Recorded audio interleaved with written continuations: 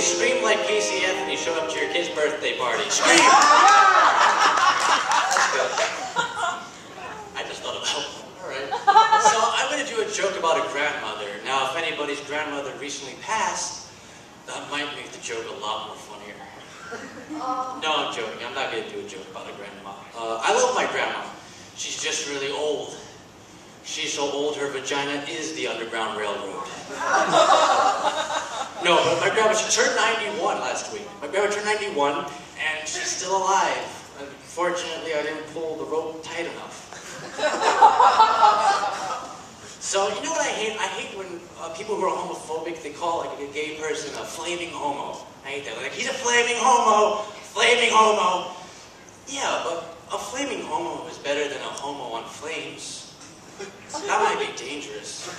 Actually, there was a homo on flames back when Michael Jackson's hair caught on fire. We can laugh because he's dead. You know what's awkward? I hate when I watch the biography of a serial killer and I could totally relate to the guy. It's just as awkward as playing hangman with a member of the KKK. That joke is funny because people who are members of the KKK can't spell. Yes. It's also just as awkward as going up to a terrorist and saying, "How was the party?" And he goes, "Great, it ended with a bang." It's just as awkward as going up to a Nazi and saying, "What's cooking?" See, that joke is funny because Nazis don't cook. Actually, Martha Stewart cooks, so she's clearly a Nazi. Yes. So, you know what I hate? Also, awareness things. Basically anything awareness. Like, for example, if you wear a t-shirt or have a bumper sticker that has, but not limited to the following. Breast cancer awareness, suicide prevention awareness, Down syndrome awareness, autism awareness, anything awareness. Because when I see those things, I'm like, okay, Down syndrome awareness. I'm aware of it. Now what do we do?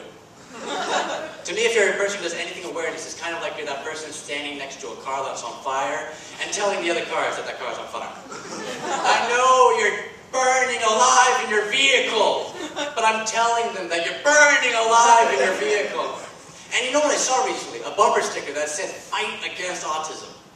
Fight against autism? I'm sorry, but I can't help think when I hear fight against autism. I can't help but picture two autistic kids fighting in a cage match to the death.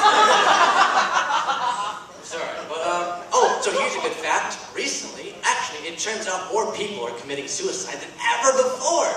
And I think that's great, because, like most of you, I hate commercials. And I think commercials are just another mindless advertising. So instead of showing commercials, we should just show tons of people committing suicide in fun and creative ways. What about the advertising, Mike? Thank you, psychotic voice in my head. Yes, each person who goes on TV to commit suicide will be wearing a t-shirt with a company logo on it. Picture somebody jumping in front of a train while wearing a shirt that says, "Go to Build-A-Bear Workshop." Picture somebody getting a scissors and cutting their throat while wearing a t-shirt that says, "Watch Glee tonight on Fox." Picture somebody shoving a grenade up their ass while wearing a t-shirt that says, "Subway, eat fresh." So, I like natural disasters. I do. And I'll tell you why. Because every time there's a natural disaster, I make a little prediction on how high I expect a death toll to be. And every time the death toll reaches my prediction, my parents get me free ice cream. You know that awkward moment when you're throwing out a big black trash bag, and you put it in the garbage, and then you realize that trash bag was actually a Muslim woman in traditional black clothing? I know, it gets especially awkward when you see her feet kicking in the back of the garbage truck. Once again, my apologies goes out to Shadi Akzumad. I'm sorry. So, get over it. So before I leave, I'd like to tell you a little idea I had to make charity a bit more interesting.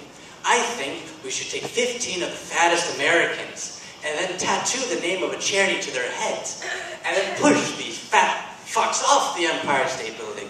And whoever makes the biggest, bloodiest splat gets $10 million donated to the charity of their choosing. Think how entertaining that would be. You're driving into New York City, you're tired, you don't want to be there, but to humor you a bit, you look to your left, where you see 15 fat, obese, John Goodman's jumping off the Empire State Building, each of them eclipsing the sun as they fall into their self-chosen final destination, each of them hitting the New York concrete like water balloons, blood and bodily fluids flying everywhere. One fat asshole lands on a puppy. Alright, fine. He lands on a nun. Yeah, I hate nuns. Fuck nuns. He lands on a nun. And it's too much for the nun to handle, so the nun's eyes pop out, and the nun's eyes are bouncing down the street. And there's an old blind man walking, and the blind man trips on the nun's eyes, and he falls. And his back hurts, and his fake teeth shoot into the sky. And his fake teeth are chattering into the heavens. And there's a building mooring a piano on a rope. And the fake teeth cut through the rope, and the piano falls and lands on a group of Polish lesbians with scoliosis. And the lesbians die instantly, and there's blood of lesbians plunges into Times Square. But it's a hot day, so the kids use the blood of the dead lesbians as a slip and slide. And there's chaos everywhere, so they have to report this on the news. So they get the hot anchor woman to go on the news. And all the way to New Jersey, yeah, New Jersey. Fuck New Jersey. There's a guy in New Jersey, and he finds the hot anchor woman attractive, and he starts jerking off, and his semen shoots into the sky, and hits an iceberg out north, and the iceberg explodes, and the sea rises immediately. Long Island gets flooded, but nobody would hear them screaming, because, like this audience, the people would be dead. And the good thing about everybody being dead is that we don't have to grow up to pay off all these college loans we owe Hofstra. Thank you. Good night.